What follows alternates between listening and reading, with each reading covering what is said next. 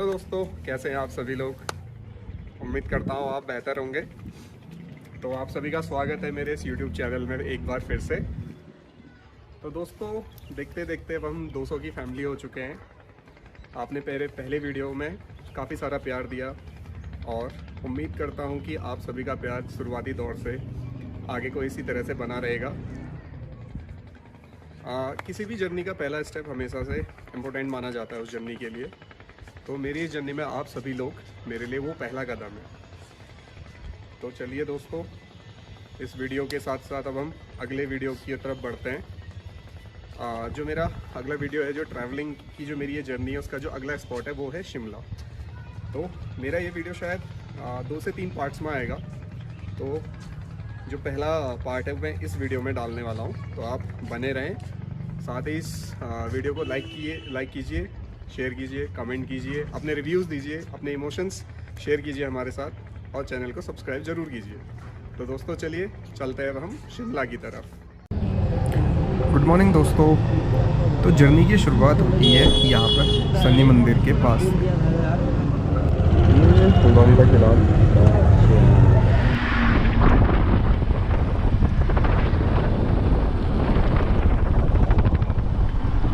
एंजली को पार करते हुए मैं भमौड़ा में पहुँच चुका हूँ दोस्तों। और ये जर्नी काफ़ी लंबी रहने वाली है।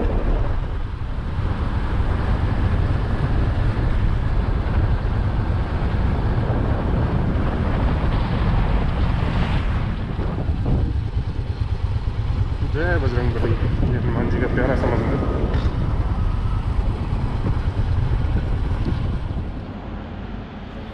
दोस्तों अभी आप सामने देख रहे हैं थरकोट झरना, और इसी से कुछ दूरी पे आप निर्माणाधीन कार्य देख सकते हैं। यही झरने का पानी आगे चलकर थरकोट झील पे पहुंचने वाला है और वहां पर अब पिथौरागढ़ के पर्यटन के लिए एक झील का निर्माण हो रहा है। बरसात के बाद ये झरना बहुत सुंदर दिखता है। इसमें काफ़ी मात्रा में पानी आ जाता है और कभी हम लोकल को एक्सप्लोर करेंगे तो तब इस झरने के करीब जाने की कोशिश करेंगे और इस झरने की जो सुंदरता है उसको आपको दिखाएंगे।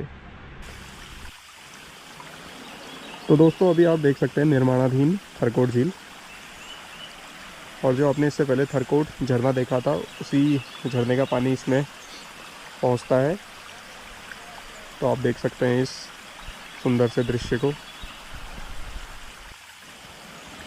आने वाले समय में पिथौरागढ़ पर्यटन के लिए ये बहुत उपयोगी झील मानी जाएगी।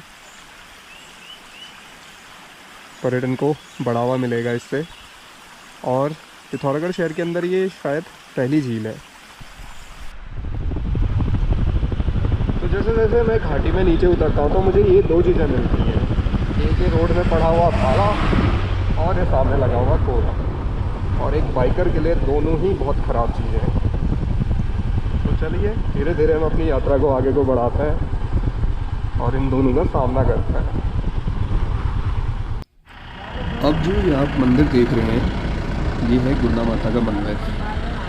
लगभग सभी गाड़ियाँ अपनी यात्रा के दौरान यहाँ पर रुकती हैं और पिथौरागढ़ से इसकी लगभग दूरी 15 किलोमीटर है।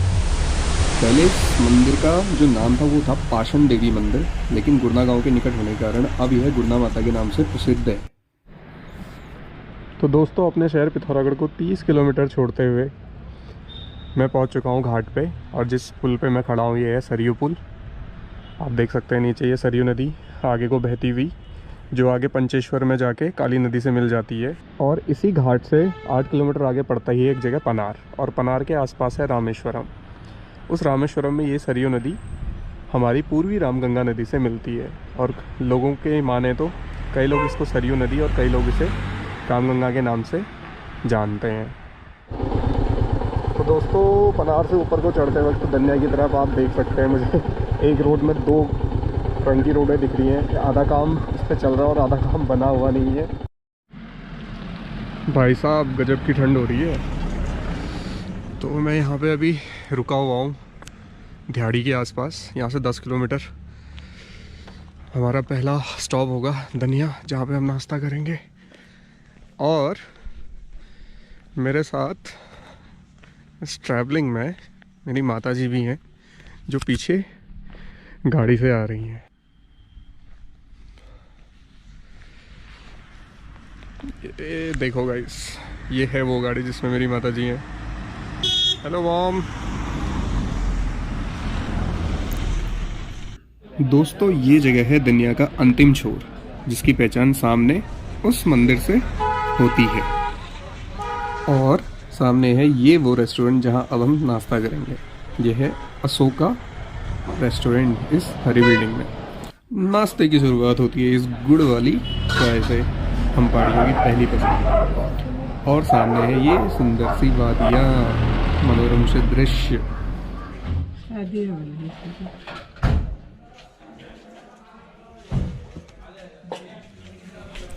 लीजिए, हमारा नाश्ता अब रेडी है। 2 प्रकार की सब्जी, सलाद, चटनी, दही या रायता, दाल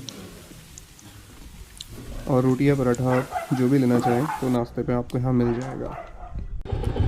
धनिया से अब मैं आगे बढ़ चुका हूँ और मुझे रास्ते में ये आवाज़ दिखाई देता है। इसे देख के मानो ऐसा लगता हो जैसे कोई आलीशान बंगला या रिजॉर्ट हो।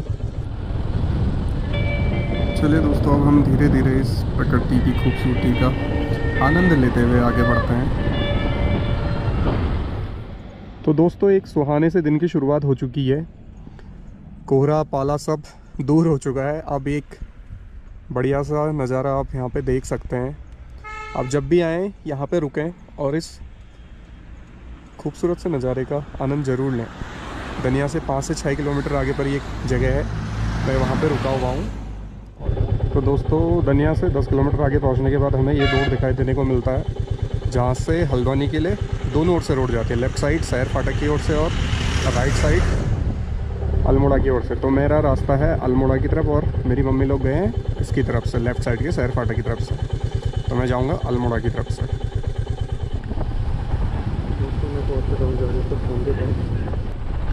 दोस्तों, किताबों की माने तो जो जागेश्वर मंदिर है वो केदारनाथ शैली में बना हुआ मंदिर है और साथ ही है जाट गंगा नदी के किनारे पर बसा है। और यहीं जागेश्वर में जाट गंगा और दूध गंगा के संगम पर दंडेश्वर मंदिर है। जो जागेश्वर धाम है उससे पहले एक मंदिर और पड़ता है, झाकर शैम मंदिर।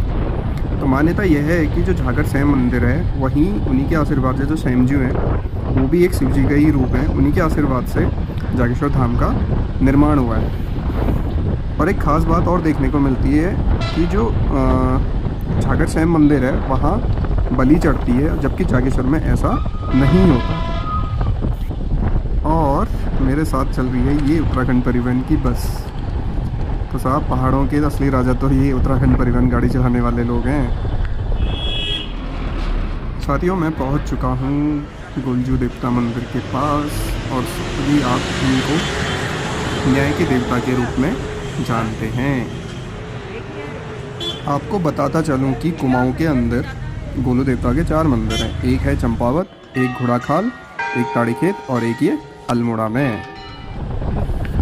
तो दोस्तों, मैं अल्मोड़ा शहर को पार कर चुका हूँ। जब आप चिड़ियाघर से नीचे की ओर आते हैं तो आपको हल्द्वानी जाने के लिए 2 रोड मिलती है। तो आप जब भी बाइक से आएँ तो शहर के रास्ते आएँ, और अब 4 व्हीलर से आएँ तो धारानौला के रास्ते आएँ। हम अगर 4 व्हीलर शॉर्ट वाले रास्ते डालेंगे तो जाम लगने के चांसेस बहुत ज़्यादा है। तो जो आपको ये सामने मीटिंग पॉइंट दिख रहा है, जहाँ पर मैं बस पहुँचने वाला हूँ, आप देख लीजिए। तो आप ये देख सकते हैं, ये है वो मीटिंग पॉइंट जो धारानौला से रोड आती है और जो ये शहर से आती है, तो दोनों मिल जाती है यहाँ पे। इसके जस्ट आगे पर है ये लक्रोसी हॉस्पिटल। तो इससे जस्ट थोड़ा सा पहले फिर ये दोनों रोड मिल जाते हैं। तो आपने देख ही लिया होगा कि बाइक से आने पे आपको शहर के रास्ते इजी पड़ता है, और 4 व्हीलर जब आपके पास है तो आप धारानौला के रास्ते आए। दोस्तों, बीच में ये काकड़ी घाट के आसपास जब हम पहुँचते हैं तो करीबन 10 किलोमीटर में रोड का काम चल रहा है, और पीछे कम से कम 1 किलोमीटर का लंबा जाम लगा हुआ था। लेकिन बाइक होने का एक फ़ायदा ये है कि आप उस जाम से बहुत आसानी से निकल जाते हैं। तो मैं उस जाम में फंसा नहीं। अब बारी है हवा को चेक करने की। देखें पीछे के टायर में कितनी कम हवा है। तो दोस्तों, अभी आपने देखा होगा मैंने अभी टायरों में हवा भरवाई। तो जब मैंने कल टायर पर हवा भरवाई तो आगे वाले टायर पे 60 हवा बजा रही थी और वो पीछे वाले टायर पे 30। मैं जब जर्नी पे आ रहा था तो पूरी गाड़ी स्किड कर रही थी। इसका रीज़न यही था कि आगे वाले टायर को 60 हवा डालने के लिए। तो जब हम अल्मोड़ा से नीचे की ओर आते हैं तो धीरे धीरे जब हम काकड़ी घाट के पास पहुँचते हैं तो आप देख सकते हैं कोसी नदी हमारे पैरेलल हो जाती है। हमारे कहने का मतलब है कि रोड के पैरेलल हो जाती है। दोस्तों मेरे सामने है ये कोसी नदी। यही कोसी नदी आगे चल के रामनगर शहर के किनारे होते हुए बहती है। और ये है पर्यटक आवास गृह कुमाऊं मंडल विकास निगम लिमिटेड का, जो कोसी नदी के किनारे काकड़ी घाट के आसपास है। और जब हम अल्मोड़ा से नीचे की ओर यानी हल्द्वानी की ओर जाते हैं तो आप देख सकते हैं ये नदी और ये रोड लगभग पैरेलल हो जाती हैं। तो चलते हैं आगे की ओर। और ये सामने खड़ी है मेरी धन्नो। और इस रोड में आपको मैक्सिमम गाड़ियाँ अल्मोड़ा, बागेश्वर और नैनीताल ज़िले की मिलेंगी, क्योंकि पिथौरागढ़ की जो गाड़ियाँ जाती हैं वो दनिया के बाद शहर फाटक वाले रोड से निकल जाती हैं, क्योंकि वो 17-18 किलोमीटर शॉर्ट रास्ता पड़ता है। तो दोस्तों मैं हूँ अभी लोहानी पे। मेरे सामने ये कोसी नदी बह रही है और मैं यहाँ पे तमन्ना रेस्टोरेंट में बैठा हुआ हूँ चाय पीने के लिए। यकीन मानिए यहाँ पर की चाय बहुत बढ़िया बनती है।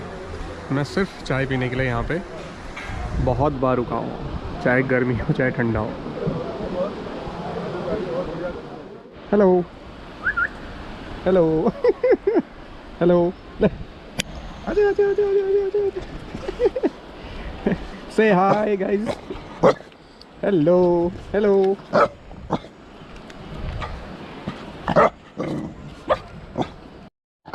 ए लड़ो नहीं। आ रहे हो तुम दोनों साथ नीचे?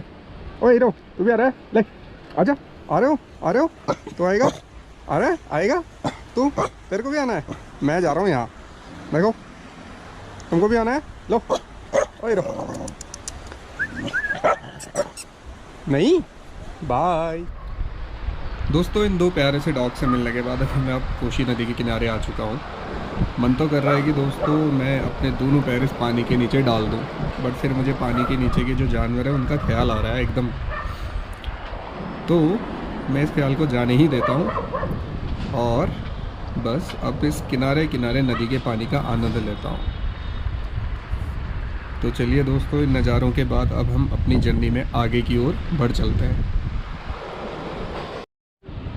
तो दोस्तों आप सभी लोग इस ऐतिहासिक, प्राचीन, पौराणिक और मान्यताओं से भरपूर मंदिर को जानते होंगे। यह है कैंची धाम।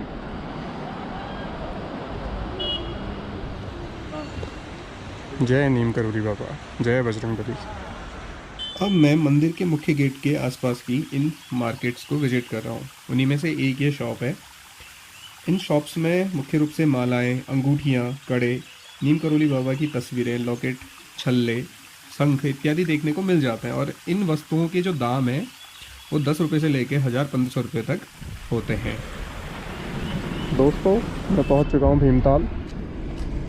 सामने जो आपको ये झील दिख रही है ये है नैनीताल ज़िले की भीमताल झील।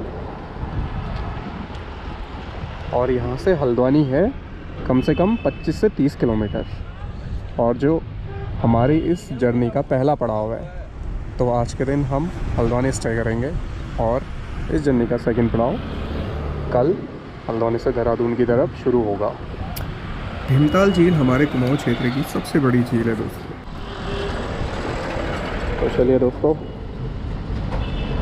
भीमताल से बढ़ते हैं अब हम हल्द्वानी की तरफ। जो भीमताल झील की जो लंबाई है करीबन वो है आपकी 1650 मीटर। जो इसकी चौड़ाई है वो करीबन 450 मीटर है। तो इसलिए हमारे कुमाऊं क्षेत्र की सबसे बड़ी झील है।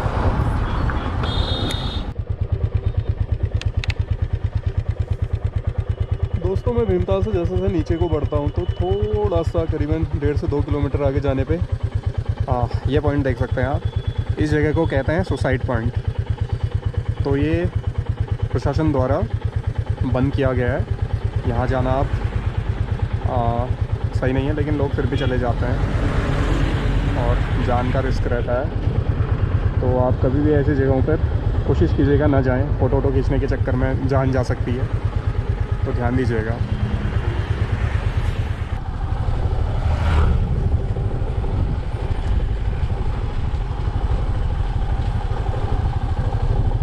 पहुंच चुका हूँ the Himalaya hill view restaurant में।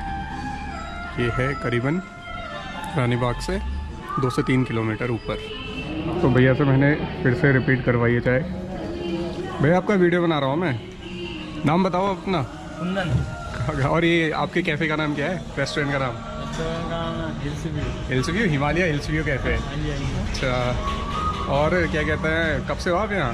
मेरे को अभी 1 महीना हुआ। अच्छा, एक ही महीना हुआ है। कहाँ के हुए? हाँ, हाँ जी। कहाँ के हुए आप? मैं चंपावत से। अच्छा, चंपावत से बिलोंग करते हो। चलो, जब हम वीडियो बनाएंगे यूट्यूब में डालेंगे तो आप अपने आप को देखना, ठीक है? चलो, धन्यवाद भैया। हाँ, वो चंपावत से बड़े स्वीट से भैया थे, पूछ रहे थे कि भैया आपके हाथ में क्या है। तो मैंने कहा एक्शन कैमरा कितने का आता है पूछ रहे थे। मैंने कहा भैया 50,000 का। तो कह रहे थे वो बहुत महंगा है। और आप देख सकते हैं इस रेस्टोरेंट का नाम हिल व्यू कैफ़े क्यों है। अभी तो शाम हो चुकी है, थोड़ी सी धुंध है, लेकिन जब ये मौसम साफ़ होता है तो आप बहुत अच्छे से इन पहाड़ों को निहार सकते हैं। और आप जब भी रानी बाग से ऊपर की तरफ को आएँ तो यहाँ आके चाय का आनंद ज़रूर लें। साथियों, ये है वो हिल व्यू फैमिली रेस्टोरेंट जहाँ पर मैं अभी बैठा था। तो आप आइए और बिल्कुल चाय और पकौड़े का यहाँ आनंद लीजिए। जनता जनार्दन, हम पहुँच चुके हैं हल्द्वानी शहर। हल्द्वानी का ये रोडवेज स्टेशन है। उत्तर प्रदेश परिवहन की गाड़ी जा रही है भीतर की तरफ, जनरत। और मैं यहाँ पर मम्मी का वेट कर रहा हूँ। मेरा बैग उन्हीं की गाड़ी में है। और यहाँ पे इस जर्नी का आज पहला दिन समाप्त होता है। इसके बाद मैं बैग लेके अपने कज़िन भाई के घर जाऊँगा और नाइट स्टे वहीं करूँगा। देन नेक्स्ट मॉर्निंग कल सुबह 7 बजे मैं देहरादून को जाऊँगा। तो गाइस, बने रहिए आप मेरे इस चैनल पे।